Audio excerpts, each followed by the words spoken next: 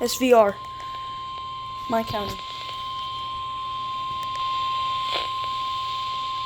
The National Weather Service in League City has issued a severe thunderstorm warning for southwestern Montgomery County in southeastern Texas, northwestern Harris County in southeastern Texas until 4:30 p.m. Central Daylight Time.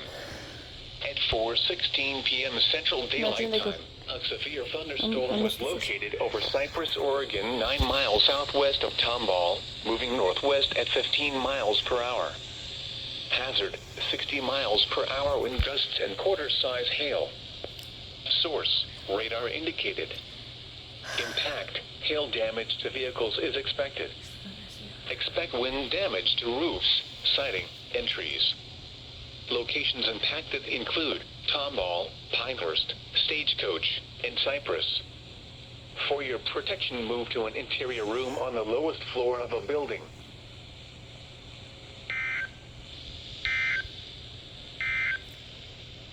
The National Weather Service in League City has issued a severe thunderstorm